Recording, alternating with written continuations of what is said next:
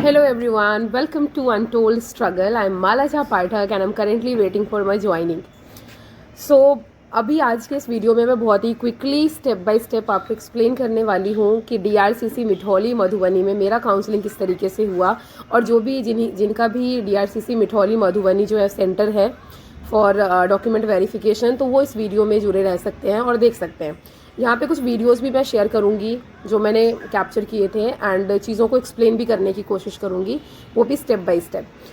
तो सबसे पहले स्टार्ट करते हैं। सबसे पहले जो है हम पहुँचते हैं DRCC मिठौली मधुबनी और वहाँ पे जाने के बाद हमें जब हम उस एरिया में जाते हैं, जो अंदर का जो काउंसलिंग एरिया है वहाँ पे जाते हैं, तो वहाँ पे सबसे पहले होती है हमारी अटेंडेंस।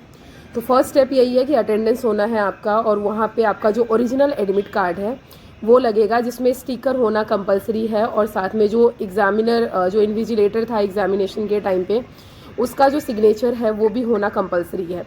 वो जैसे ही आपके एडमिट कार्ड पे देखते हैं और आपका अटेंडेंस कर देते हैं, उसके बाद वो काउंटर बता देंगे आपको, काउंटर नंबर बता देंगे आपको। जिस भी काउंटर नंबर पे आपको अपनी काउंसलिंग करवानी है वो उसी वक्त बता देंगे आपको। उसके बाद आप जाएंगे नेक्स्ट काउंटर पे which is biometric section. Biometric वाले काउंटर पे जाने के बाद आपके फिंगरप्रिंट्स जो है वो स्कैन होती हैं और जो आपके आँखों की स्कैनिंग है वो भी होती है और वहाँ पे भी आपको वही सेम एडमिट कार्ड जो है वो दिखाना होता है जो ओरिजिनल वाला होता है वो। देन जब वो वहाँ से भी आप फ्री हो जाएंगे, आपका कोई इशू नहीं होगा, तो फिर आप जाएंगे अपने काउंटर पे जो कि ऑलरेडी डिसाइडेड था, जो अटेंडेंस वाले काउंटर पे आपको पता चल गया था। उस वाले काउंटर पे जाने के बाद जिस भी नंबर का काउंटर आपको पता चला था कि आपको कराना है, उस वाले काउंटर पे जाने के बाद आपको अगेन सबसे पहले अपना जो ओरिजिनल एडमिट कार्ड है वो प्लस आपका जो ओरिजिनल आधार कार्ड है वो सबमिट करना होता है। वो जैसे ही आप देंगे तो वहाँ पे एक ब्लैंक शीट जो है वो आपको प्रोवाइड की जाएगी वहाँ से for your phone number. And then आप क्या करेंगे, अपना फ़ोन नंबर जो है उस पर लिख देंगे और उसको दे देंगे वो नंबर। वहाँ से वो OTP सेंड करेंगे और वो OTP जैसे ही आपको फ़ोन नंबर पे आपके फ़ोन पे रिसीव होता है, आप वो OTP उन्हें बताएंगे। उसके बाद चीज़ें जो है वो आगे चली शुरू होती है और जो वेरिफिकेशन है वो स्टार्ट हो जाता है। तो जैसे ही वो OTP उन्हें रिसीव होता है, आपको रिसीव होता है और आप उन्हें देते हैं, तो वहीं से जो है वो आपसे फाइल्स मांगते हैं, जो फाइल आप घर पे ही सेट करके गए होते हैं। जो चेकलिस्ट 20 नंबर्स वाले 20 पॉइंट्स वाले जो वायरल हो रही है, जो है सभी के टेलीग्राम चैनल्स पे अवेलेबल है, वो 20 पॉइंट्स वाले आप निकाल लें और उस चेकलिस्ट के अकॉर्डिंग उसमें जो भी फिल करना होता है उसके अकॉर्डिंग जो है वो आप सारा फिल करके 2 चेकलिस्ट फिल करके घर से ही जाएँ।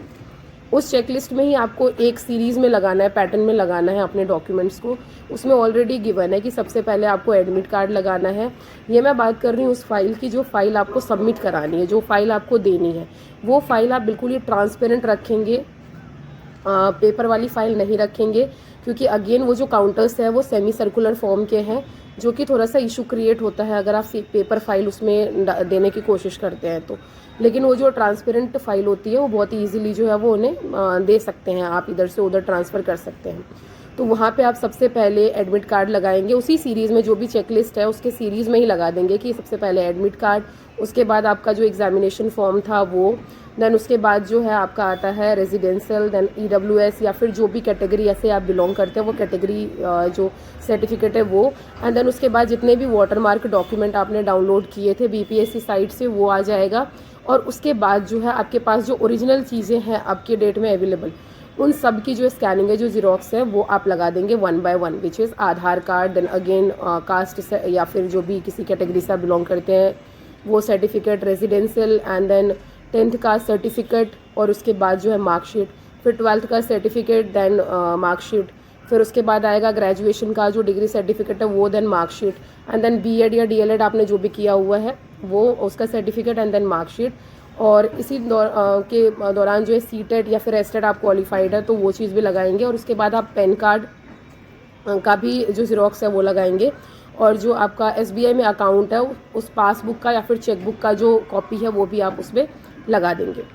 और इस तरीके से जो है वो पूरी फाइल आपकी तैयार हो जाएगी कुछ पन्नों की।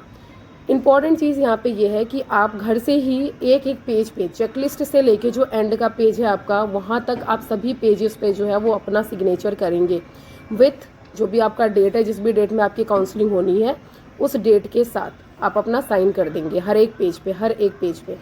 वो जैसे ही आप उन्हें सबमिट करते हैं वो वेरीफाई कर लेंगे, आपसे ओरिजिनल मांगेंगे बारी बारी करके और आप देते जाएंगे और वो उसको वेरीफाई करते चलेंगे। जैसी सारी चीज़ें डन हो जाती है फिर आपसे वो 3 फोटोग्राफ्स की भी डिमांड करेंगे, लेंगे, वो भी आप लेके जाइए। एक दो रिसीविंग देंगे वो, जिसपे जो भी अगर आपको किसी भी कैटेगरी में डाला गया, लाइक डाउटफुल है अगर कोई डॉक्यूमेंट तो उधर वो लिखा रहेगा, या फिर सारे ही करेक्ट पाए गए हैं तो वो फाउंड करेक्ट ये सीरीज़ जो है वो बनी रहेगी, वो देंगे और आपसे वो दोनों पे ही साइन करवाएंगे, प्लस एक रजिस्टर भी देंगे, उस पर भी साइन करने के लिए बोलेंगे। तो वो चीज़ आप जैसे ही कर देते हैं फिर आपको बोलेंगे वो कि आप वेट करिए, हाफ एन आवर के बाद सिग्नेचर होने के बाद उस रिसीविंग पे सिग्नेचर होने के बाद आपको वो चीज़ दे दी जाएगी। तो आप कुछ टाइम जो है उसका वेट करेंगे एंड उसके बाद जो है आपको रिसीविंग मिल जाएगी और बस डन, इतनी सी चीज़ थी। मतलब वो ये कंप्लीट अगर मैं देखूँ कि ये पूरा वेरिफिकेशन में कितना टाइम लगा है तो max to max 20 to 25 minutes. Like verification counter पे तो आपको 5 से 10 मिनट इज़ इनफ, मतलब इतना ज़्यादा भी नहीं लगता, उससे कम ही लगता है। तो इस तरीके से जो है ये काउंसलिंग हो गई मेरी भी और आशा करती हूँ कि आप सबकी भी हो जाए। So best of luck. And कोई भी क्वेरी है, किसी भी तरीके का इशू आ रहा है तो आप कमेंट कर सकते हैं, मैं कोशिश करूँगी हर एक कमेंट का जवाब देने का। So thank you so much and stay tuned. Please like, share and subscribe to this channel. Thank you.